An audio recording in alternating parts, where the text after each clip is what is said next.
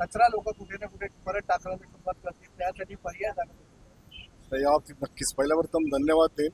आपले इमारत क्रमांक 37-35 असेल, पुढच्या आपल्या 31 वगैरे बिल्डिंग असतील आणि संपूर्ण सर्व 33 वगैरे बिल्डिंग असेल, ते सर्व देवनवरचे रहिवासी आणि विशेष करून आमचे दळवी साहेब आणि सगळे आमचे आमले आहेत, त्यानंतर मुळे आहेत, त्या सगळ्यांच्या पाठपुराव्यानंतर आज या ठिकाणी बरीच वर्षांचा एक कचऱ्याचा इथे कुंडी होती, त्याने कुंडी हटवण्यात आली, पण तरीही कचरा टाकण्याचं दुकानदार म्हणा किंवा नागरिकांकडून सातत्याने या ठिकाणी जो विषय होत होता त्या संदर्भात सातत्याने नागरिकांकडून त्याची दखल घेत होते की कुठल्याही परिस्थितीमध्ये या ठिकाणी स्वच्छता झाली पाहिजे.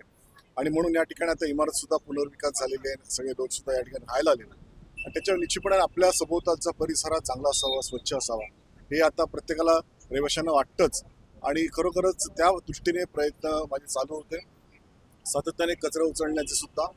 पण नक्की या संदर्भात काय करावं हे जेव्हा आम्ही एकदा बसलो त्यानंतर मी शब्द दिला की या ठिकाणी आपण सुशोभीकरण करूया, जेणेकरून एक स्वच्छतेचा संदेश देणारा असं एक आपण म्युरल या ठिकाणी उभं करू. आणि त्या प्रकारे आपण हे म्युरल या ठिकाणी उभं केलेलं आहे आणि त्याच्यामुळे आपलं नेहरू नगर किंवा स्वच्छ मुंबई, हरित मुंबई असा एक संदेश घेऊन आपण या ठिकाणी आज या कामाला सुरुवात करत आहोत.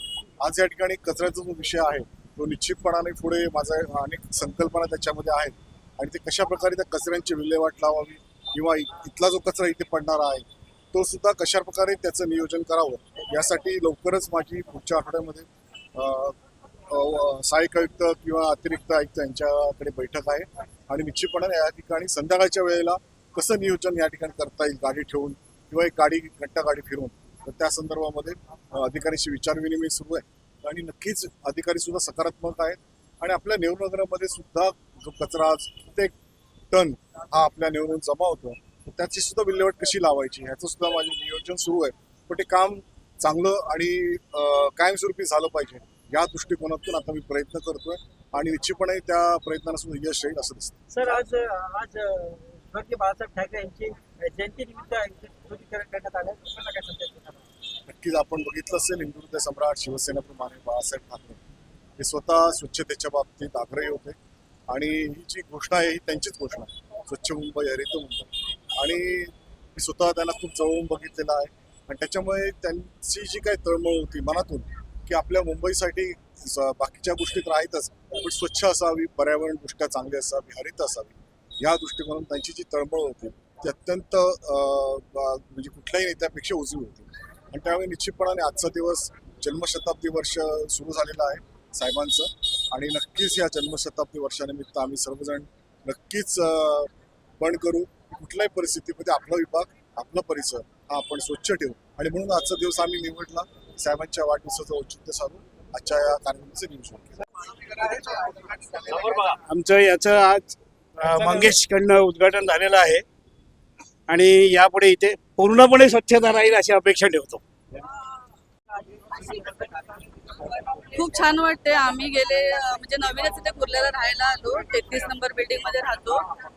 2-2:30 नंतर रात्री भरपूर दुर्गंधी येत होती. मग ह्याच्यावर काहीतरी उपाय केला पाहिजे म्हणून आमच्या बिल्डिंग मधले दळवी काका यांनी खूप मेहनत घेतली, साहेबांना रिक्वेस्ट केली आणि त्यांनी म्हणजे साहेबांनी पण त्याला चांगला प्रतिसाद दिला आणि खूप चांगलं वाटते आता हे करून. पण हे सगळं केल्यानंतर आपल्या नागरिकांची सुद्धा जबाबदारी आहे की त्यांनी इथे स्वच्छता ठेवली पाहिजे.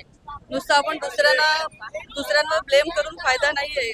आपली जबाबदारी आहे की आपण हे सगळं व्यवस्थित केलं पाहिजे. यांनी कुर्ल्यातील नेहरू नगर मधल्या रहिवाशांसाठी अत्यंत चांगले उपक्रम राबवलेले आहेत. त्यातील हा एकमेव स्वच्छता मोहिमेचा हा उपक्रम सगळ्या नागरिकांच्या सोयीसाठी केलेला आहे आणि ज्येष्ठ नागरिकांचं, लहान मुलांचं यापासून चांगल्या पद्धतीने संरक्षण होणार आहे. संसर्गजन्य रोगाचंही यापासून सुटका मिळणार आहे आणि त्यामुळे संपूर्ण रहिवासी माननीय मंगेश खुडाळकर यांच्या आम्ही शतशः आभारी आहोत. त्यांनी अशीच कार्य करत राहावं ह्या आमच्या सदिच्छा त्यांच्या पाठी राहतील. धन्यवाद. मी बरेच वर्ष इकडे बघतोय की स्वच्छ ठेवायचं.